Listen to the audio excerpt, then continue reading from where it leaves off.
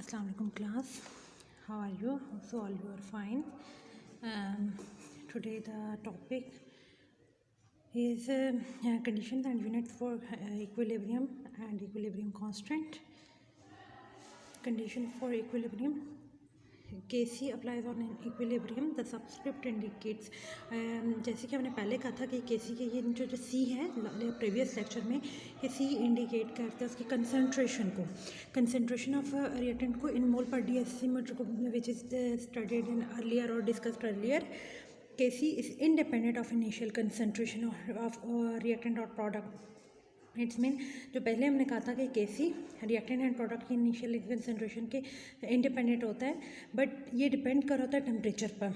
अब टेम्परेचर पर जैसे नॉर्मली हमने कहा था कि ये टेम्परेचर पर डिपेंड करता है.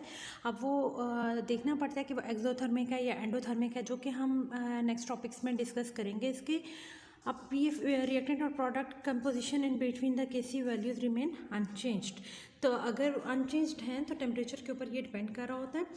अब Kc जो है वो Kc के जो कोफिशिएंट होती है बैलेंस्ड केमिकल इक्वेशन में, ये हमें बहुत हेल्प कर रही होती है Kc को फाइंड करने में. अब यहाँ पे हमें पता चलता है concentration of reactant and product. आपको पता है कि प्रोडक्ट जो होते हैं वो हमेशा नॉमिनेटर में होते हैं, जबकि जो रिएक्टेंट्स होते हैं वो डिनोमिनेटर में होते हैं.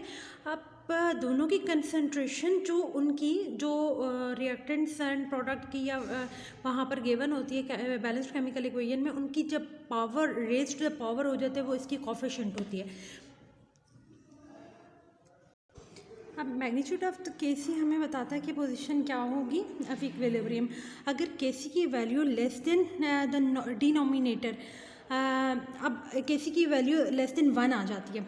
लेस देन 1 का मतलब ये कि अब आप देखें डिनोमिनेटर में अगर जो वैल्यूज़ होंगी वो ज़्यादा होंगी और नॉमिनेटर में कम होंगी. इट्स मीन जो डिनोमिनेटर में रिएक्टेंट होते हैं और नॉमिनेटर में क्या होते हैं, प्रोडक्ट होते हैं. जब नॉमिनेटर में प्रोडक्ट नॉमिनेटर के जो प्रोडक्ट हैं वो कम हो जाएंगे, डिनोमिनेटर के रिएक्टेंट्स जो हैं वो ज़्यादा हो जाएंगे. तो इसका मतलब है कि वैल्यू Kc की वैल्यू लेस देन 1 आती है. तो लेस देन 1 आती है तो ये इंडिकेट कर रहा होता है कि यहाँ पर जो कंसंट्रेशन ऑफ रिएक्टेंट ज़्यादा है. जब कंसंट्रेशन ऑफ रिएक्टेंट ज़्यादा होगी, प्रोडक्ट कम होगी, तो इट्स मीन जो फेवर होगी डायरेक्शन फॉरवर्ड होगी. इसी तरह अगर मैग्नीट्यूड जो है वो ग्रेटर देन 1 आ जाता है, तो इसका मतलब है जब ग्रेटर देन 1 आएगा तो ग्रेटर देन 1 उसको रिप्रेजेंट कर रहा होगा कि यहाँ पे जो वैल्यूज़ हैं ग्रेटर है मैग्नीट्यूड देन द डिनोमिनेटर. तो नॉमिनेटर की वैल्यू ज़्यादा है, तो नॉमिनेटर की वैल्यू ज़्यादा है, इट्स मीन प्रोडक्ट ज़्यादा है, रिएक्टेंट कम है. रिएक्टेंट कम है तो इसका मतलब है कि रिएक्शन फेवर होगा रिवर्स डायरेक्शन में. अब यहाँ पे इसके एग्जांपल्स हम इक्विलिब्रियम कांस्टेंट देखते हैं. तो ये जैसे ये रिएक्टेंट है, ये प्रोडक्ट है. अब Kc जब देखेंगे यहाँ पे अपने concentration of product divided by reactant, अब यहाँ पे प्रोडक्ट क्या है PCl3 एंड Cl2 और जो रिएक्टेंट्स है PCl5 है. अब यहाँ पे इसी तरह हाइड्रोजन और आयोडीन जब मिलकर हाइड्रोजन आयोडाइड बनाते हैं, तो इसमें हाइड्रोजन आयोडाइड प्रोडक्ट है और हाइड्रोजन आयोडीन रिएक्टेंट्स है. अब इनकी जब Kc फाइंड करेंगे तो इस तरह से Hi ऊपर आएगा और यहाँ पे 2 जो इसका कोफिशिएंट है यहाँ पर पावर बन गई, तो आयोडीन और हाइड्रोजन की नहीं है, इस वजह से यहाँ पर इसी तरह आएंगे. इसी तरह पर अगर आप ये रिएक्शन लिखते हैं, अमोनिया और ऑक्सीजन जब मिलते हैं नाइट्रिक ऑक्साइड बनाते हैं और साथ में वाटर, तो इसमें नाइट्रिक ऑक्साइड के साथ 4 कोफिशिएंट जो 4 है 4 पावर बन जाएगी और यह वाटर 6 पावर बन जाएगी. और अमोनिया 4 है, अमोनिया की यहाँ पे 4 बन जाएगी और ऑक्सीजन की 5 बन जाएगी. अब यहाँ पे यूनिट्स, अगर यूनिट्स फाइंड करने हैं तो हम एक जो ब्रैकेट इंडिकेट करके मोल पर डेसीमीटर क्यूब, तो उसकी पावर से उसे स्क्वायर है, अगर 2 है तो उसको स्क्वायर ले लेंगे, 3 है तो देन इसके ऊपर 3 पावर ले लेंगे. अब यहाँ पे सल्फ़र डाइऑक्साइड प्लस ऑक्सीजन मिलकर जब सल्फ़र ट्राइऑक्साइड बनाते हैं, तो ये सल्फ़र ट्राइऑक्साइड प्रोडक्ट है, तो ये ऊपर जाएगा तो ये 2 मोल्स ऑफ SO3 बनाते हैं, तो इसलिए इसकी पावर 2 हो जाएगी. जबकि SO2 की पावर 2 है, तो यहाँ पर SO2 की पावर रेज़ टू पावर 2 हम O2 की पावर होगी. तो मोल पर डेसीमीटर क्यूब का स्क्वायर, मोल पर डेसीमीटर क्यूब का स्क्वायर एंड मोल पर डेसीमीटर क्यूब, ये दोनों, ये भी स्क्वायर है, ये भी स्क्वायर है, ये दोनों कैंसिल हो जाएंगे. 1 बाय मोल पर डेसीमीटर क्यूब आपके पास रह जाएगा. अब 1 बाय मोल पर डेसीमीटर क्यूब जो रह जाएगा तो इट्स मीन वो -1 की फॉर्म में होगा. जब वो ऊपर जाएगा तो ये क्या हो जाएगा, पर मोल डेसीमीटर क्यूब हो जाएगा. अब यहाँ पे जैसे इस तरह के लेते हैं SO2, यही उसकी अब यहाँ पे देखिए पर मोल डेसीमीटर क्यूब आ जाएगा। अब यहाँ पे concentration given the equilibrium concentrations they have the units mole per litre. अब यहाँ पे इनको कैलकुलेट करने केसी को। अब यहाँ पे आपको ये केसी गिवन होगा। अब इसके आपने सिंपल आपको गिवन है इसकी वैल्यू, जैसे NO2 की 15.5 है, NO की 0.052 है एंड ऑक्सीजन की 0.127 है।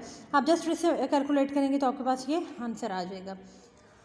यहाँ पे भी आप ले रहे हैं जैसे यहाँ पे C3COOH, यहाँ पे क्या आपके पास ये गिवन है, ये एसिड है, रिएक्ट करता है अल्कोहल के साथ तो ये फॉर्मेशन हो जाती है यहाँ पर एस्टर्स की और साथ में वाटर रिलीज होता है। तो प्रोडक्ट ऑफ रिएक्टेंट लेंगे, यहाँ पे एस्टर और वाटर ऊपर आ जाएगा और एसिड एंड अल्कोहल नीचे। तो इसको मोल पर डेसीमीटर क्यूब, इसकी मोल पर डेसीमीटर क्यूब, क्योंकि यहाँ पर कोई ऐसे इनके कोफिशिएंट्स नहीं है तो ये यहाँ पर नो यूनिट आएगा क्योंकि सारे आपस में कैंसिल हो जाएंगे। अब यहाँ पे calculate the value of KC, जैसे ये आपके पास हाइड्रोजन आयोडीन मिलकर हाइड्रोजन आयोडाइड बना रहा है। हाइड्रोजन की वैल्यू गिवन है 18×10⁻⁴ मोल पर डेसीमीटर क्यूब, आयोडीन की 1.20 10⁻⁴ मोल पर decimetre cube and hydrogen iodide की 2.28 10⁻3। अब इनको जब करेंगे तो आपके पास 54.2 आंसर आ जाएगा। What are the units for Kc के आपके पास इसके यूनिट्स क्या होंगे? अब मोल पर डेसीमीटर क्यूब का स्क्वायर, मोल पर डेसीमीटर को मोल पर डेसीमीटर क्यूब, क्योंकि यहाँ पर कोई कोएफिशिएंट नहीं है तो इसके यूनिट्स नहीं होंगे। Are the units for Kc always the same, why और why not? No, units are not always same because they depends upon their the equation। अब इक्वेशन पर डिपेंड करते हैं कि यहाँ पर उनका कोफिशिएंट क्या है, रिएक्टेंट कितने हैं, प्रोडक्ट कितने हैं की कंसिडरेट, तो ये डिपेंड करते हैं एक्सपोनेंट्स एंड जो डिटरमिन की जाती है। अब आपने सेल्फ चेक 7.1 एंड 7.2 करके रहनी है। होप सो आप लोगों को समझ आई हो क्लास। अगर आप लोगों को कोई चीज़ भी समझ ना आई हो आप लोग इस चीज़ को फिर क्लियर कर सकते हैं जब आप नेक्स्ट आएंगे। तो ओके, थैंक यू क्लास, अल्लाह हाफिज़।